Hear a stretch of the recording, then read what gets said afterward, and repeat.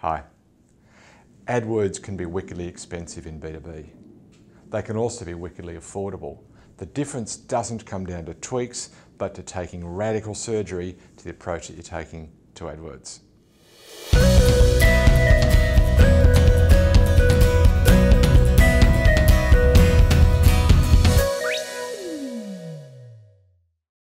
In today's show, I want to show you the typical cost model for AdWords, and it's going to scare you. And then I'll show you why tweaks aren't enough and how to take radical surgery to that and make it not only affordable, but really profitable. Let me walk you through the standard cost model for AdWords. It's not unusual to spend about $10 for a click. And if you're getting 2% conversion rate once they get to your landing page, then it's going to cost you about $500 for a lead. Sounds okay so far. But half of those will be rubbish, so it's really $1,000 for a good lead.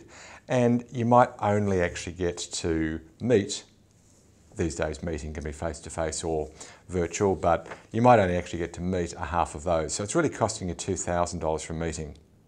Now, of those first conversations, if you're turning 1 in 4 of those, 25%, into an opportunity to present a proposal, and you're winning 1 in 4 of those proposals, your total cost of acquisition is $32,000.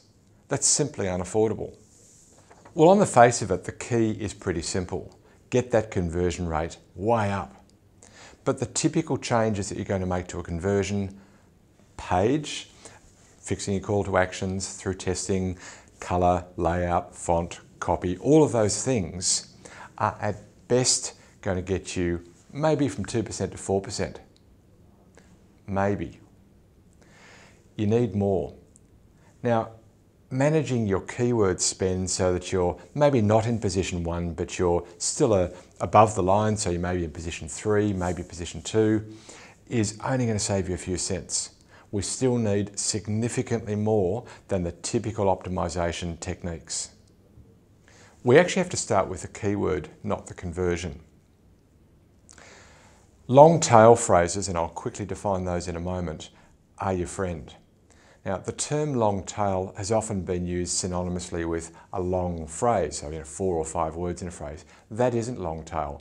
Long tail refers to the fact that if you stack up all of the phrases that are used for people to find your website using organic search, the first 10 might represent perhaps half or even more of the traffic, but then after that you've still got tens, hundreds, sometimes even thousands of phrases that continue on, fewer and fewer and fewer clicks, and so the long tail is a reference to the fact that there is gold in these really obscure phrases. In our case, 97% of our traffic comes from the long tail and only 3% from our top 10 phrases. The point though is that those long tail phrases, those lower volume phrases, you can get them not for $10, but often as low as $1 or even better. I'll give you a quick example of a long tail phrase. Again, I want to give you an example to make the point that these aren't longer phrases, these are more obscure phrases. Quick example. So let's say that you're an SAP partner and you're implementing SAP software somewhere in the world. I'm going to use Melbourne because that's where I live. Now, if you choose a phrase like SAP partner, of course that's going to be highly competitive. But even SAP partner Melbourne is going to be highly competitive, and the price will reflect that. But maybe the software that you most focus on is Hybris from SAP. And so Hybris implementation Melbourne is going to be considerably cheaper than SAP partner Melbourne. But go further. How about Hybris implementation real estate or Hybris for real estate? Drop the Melbourne, but constrain your ads to Melbourne as an example. So now you've got actually a shorter phrase, Hybris for real estate, but you only show the ad in Melbourne, so you don't need the Melbourne. You might only pay $1 for that ad. Likewise, you might though need to add Hybris for retail, Hybris for all of these other industries, because the problem with a long tail phrase is they have a very low volume. The value is that they're quite cheap.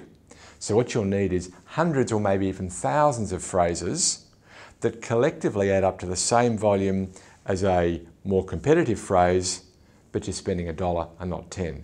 Now, using that alone, we can get the cost of acquisition down, using my example before, from $32,000 to $3,200. That's a radical change. Now, before I get to the second big tweak, let me just remind you, you need to be using phrase or exact matches, not broad. Meaning, put the keyword in quotes, which means that I want these exact words plus anything before or after it, as well as put it in square brackets, which means only this phrase. If you have it broad, that is, you just put in the words, then Google has permission to interpret that quite broadly, and again, you're going to be getting a lot of rubbish traffic. So phrase and exact, definitely. But here's the second big tweak. I said that the average conversion rate might be around 2%, and that's quite an average conversion rate across the board for B2B. It's 2.3 or something like that. Let's call it 2%. With those really specific keywords, you can have really specific landing pages. Using my example before, hybris for real estate versus hybris for retail, my landing page can reflect what a real estate person or a retail person would be interested in. Using that specificity means that I can get my conversion rate considerably up as well. Now, I might get it up to 4%. Sure, I'm still going to do the minor tweaks, the color, the fonts, the call to action buttons, the form layout, etc. But these are big tweaks by making the landing page really specific to my new set of really specific phrases. Now, you do need to plan the whole journey. Sure, it might have begun with a search, they see the ad, they click on it, they go to a landing page, but what next? And what next? And what next? And what next? And what else is going on? And by the way, if they go to your landing page and don't convert, what happens then? And so on. What you really need to do is to map out the entire flow of your tactics, not just one or two of the tactics. And that's the job of Funnel Plan. Using Funnel Plan, you can get your team together, agree your strategy, the problem that you're solving for the market, the velocity you need, and all of the tactics from finding names to closing deals that you need in a complex B2B world. If you don't have a funnel plan, go here, go to funnelplan.com, get yourself one now. If you already have one, you know what I'm talking about.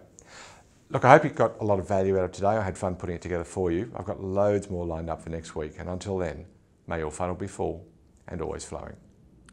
Our thanks this week to you for watching this week's show, to Elizabeth Pena for blog production, John Ang for video production. My name's Hugh McFarlane, and it's been my absolute pleasure to have scripted and presented this week's show.